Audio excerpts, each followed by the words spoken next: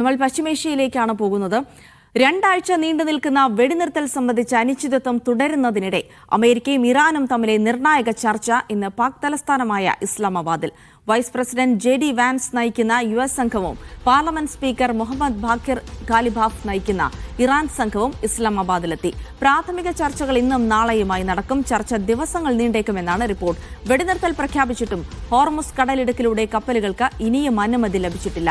യുദ്ധത്തിൽ 3000-ലേറെ പേർ കൊല്ലപ്പെട്ടതായി ഇറാൻ ഫോറൻസിക് മെഡിക്കൽ സംഘടന അറിയിച്ചു.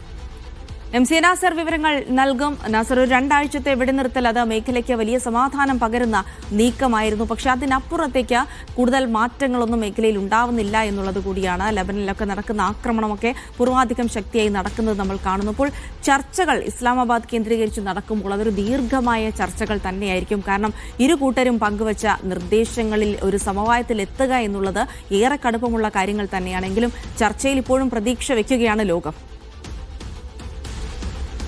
ജിൽസി, തീർച്ചയായിട്ടും. കാരണം 39 ദിവസം നീണ്ട ഒരു സംഘർഷം, ആ സംഘർഷത്തിന്റെ ഒടുവിലാണ് ഇപ്പോൾ രണ്ടാഴ്ച നീണ്ടു നിൽക്കുന്നൊരു വെടിനിർത്തലിന് അമേരിക്കയും ഇറാനും സന്നദ്ധത അറിയിച്ചത്. ആ ചർച്ചയുടെ അല്ലെങ്കിൽ ആ കരാറിന്റെ ഭാഗം തന്നെയാണ് ലെബനോനിൽ യുദ്ധം നിർത്തുക എന്നത്. പക്ഷേ അമേരിക്ക ഈ കാര്യം അംഗീകരിക്കുന്നില്ല, ഇസ്രായേലും അത് അംഗീകരിക്കുന്നില്ല.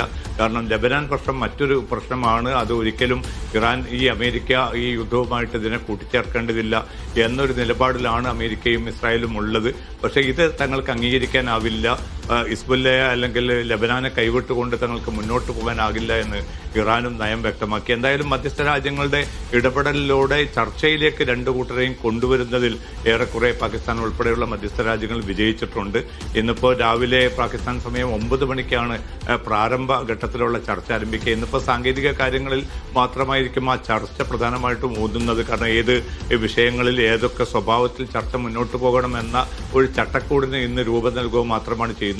പ്രധാനമായ ചർച്ച നടക്കാൻ പോകുന്നത് നാളെ മാത്രമായിരിക്കും. പക്ഷെ നാളെ തുടങ്ങിയാൽ പോലും ആ ചർച്ചകൾ ഒരുപക്ഷെ ദിവസങ്ങൾ നീണ്ടു നിൽക്കുന്ന ഒരു പ്രക്രിയ ആയിരിക്കുമെന്നാണ് മധ്യസ്ഥ രാജ്യങ്ങളും അതോടൊപ്പം തന്നെ ഇറാനും അമേരിക്കയും വ്യക്തമാക്കുന്നത്. കാരണം അത്രയേറെ ഭിന്നത രണ്ട് കൂട്ടർക്കുമിടയിൽ നിലനിൽക്കുന്നുണ്ട്. 15 നിർദ്ദേശങ്ങളായിരുന്നു നേരത്തെ അമേരിക്കൻ നേതൃത്വം മുന്നോട്ട് വെച്ചത്. ഇതിനെ മറികടക്കാൻ 10 നിർദ്ദേശങ്ങൾ ഇറാനും മുന്നോട്ട് വെച്ചു. ആ 10 നിർദ്ദേശങ്ങളിൽ പരമാവധി കാര്യങ്ങളിൽ യുക്തിസഹമാണെന്നും ഏറെക്കുറെ കാര്യങ്ങളിലൊക്കെ ഒരു ധാരണ രൂപപ്പെടുത്തിയെന്ന് അമേരിക്കൻ പ്രസിഡന്റ് ട്രംപ് തന്നെ വ്യക്തമാക്കിയിട്ടുണ്ട്. പക്ഷേ അതിലേറ്റവും പ്രധാനപ്പെട്ടത് ഹോർമുസ് കടലിടുക്കുമായി ബന്ധപ്പെട്ടതാണ്. അതിലൂടെ കപ്പലുകൾക്ക് കടന്നു പോകാൻ ഇറാന്റെ പൂർണ്ണമായിട്ടുള്ള നിയന്ത്രണവും അതോടൊപ്പം തന്നെ അവിടെ ചുങ്കം പിരിക്കുന്നത് ഉൾപ്പെടെയുള്ള സംവിധാനങ്ങളും ഉണ്ടാകുമെന്ന റിപ്പോർട്ടുകൾ പുറത്തു വന്നിരുന്നു. ഇതിനെതിരെ യൂറോപ്യൻ രാജ്യങ്ങളും ഗൾഫ് രാജ്യങ്ങളും ഒക്കെ രംഗത്തുണ്ട്.